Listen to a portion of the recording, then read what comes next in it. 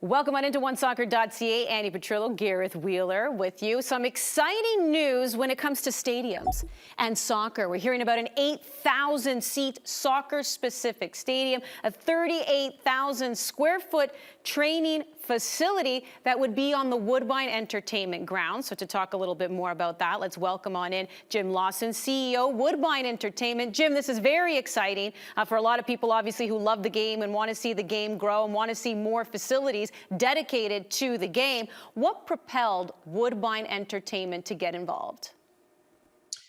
Well, we have the vision for this property a long time ago. We are, first of all, Woodbine Entertainment is a nonprofit, community-minded company. We pride ourselves on our community mindedness, and we have a master plan for 700 acres of land, which is bigger than all of downtown Toronto combined. And we have always envisioned in our discussions with municipal government and provincial government that this would be a community-focused development, and it would be the pride of all of Canada in terms of environmentally responsible and socially responsible. So it's always been our plans to have sports facilities and community-minded purposes, and soccer, and I don't need to convince you guys, soccer is such a fastly growing sport in this country, and it's about the grassroots, first of all, but secondly, when we see what the Canadian women's team have accomplished, and right now where the men's team is at, and soccer is just becoming a sport in Canada that needs a home and a grassroots training center. And so we've been working with some investors, and we want to bring this to fruition, and someone has to step up and make it happen. It's a quickly growing sport, more and more, and it's the future of sport in this country in so many ways, and we're excited to be part of it. Infrastructure is so important, and it's something that Canadian soccer has always been playing catch up with, Jim. When I hear an 8,000-seat stadium, seems like an ideal size, FIFA regulations, a grass field in a country where, simply put, the landscape's littered with artificial surfaces. Could this potentially serve as a home base for Canadian soccer? Because when you look at BMO Field, that's where the matches are played, but other nations have the training facilities, somewhere to really call home. Is that in the plans here to make this the home for Canadian soccer?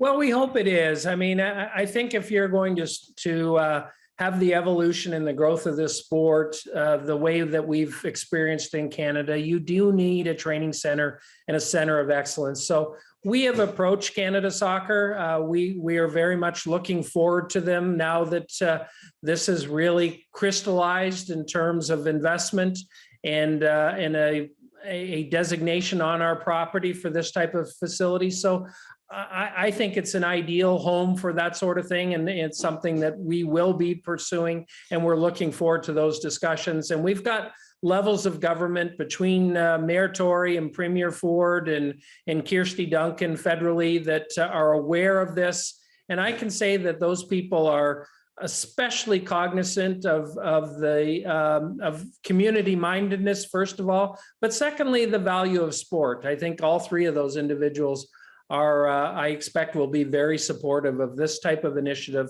in the Toronto community. Yeah, National Team Training Center, a home base, I'm sure would definitely make the players very happy as well. But how about just from a pro perspective? Could this be the home one day of a Canadian Premier League team?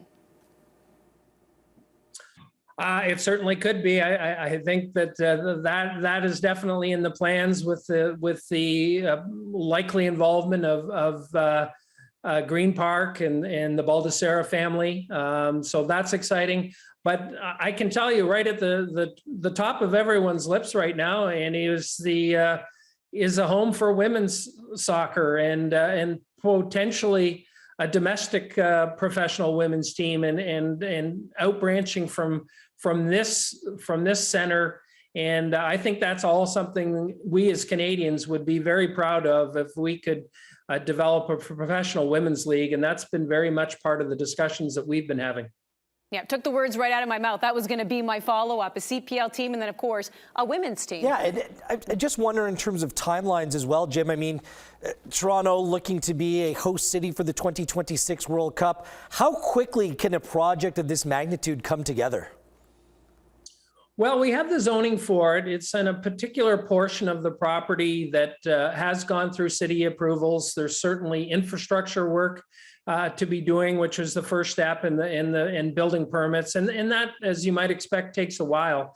But it's certainly on a time frame that we could have that phase completed by the time for the World Cup. The plan would be to get started as soon as possible, and with an overall view, as they say, of having something ready for the World Cup in terms of much needed practice facilities, as I understand it, and ultimately coming as a legacy out of the World Cup. What better place if the host city is Toronto and the World Cup comes to Toronto, what better place for a legacy for the World Cup than to remain in Toronto? And that's part of our discussions that we've initiated with the politicians in this regard is Toronto, if they're going to host the World Cup, the legacy from it should be a national training center and just a grassroots movement for soccer across this country.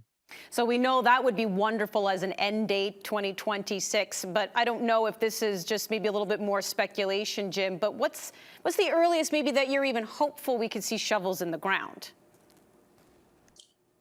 Well, certainly, depending on how you define shovels in the ground, the project has the zoning. There's a hotel being, the nice thing about this, there's a hotel being built right now as part of the entertainment development that's going on, led by Brookfield and Great Canadian. And so it's really a case of making sure that the infrastructure, the accessibility roads are there. I think a key to all this, and we've been working closely with Metrolinx and the city and the province, is the GO train station, which will ultimately link the Union Pearson line with the GO line, with the airport, and with down the road light rail transit, which will bring an entire hub to the southeast corner of this property and not far from the area that's been projected for this soccer facility.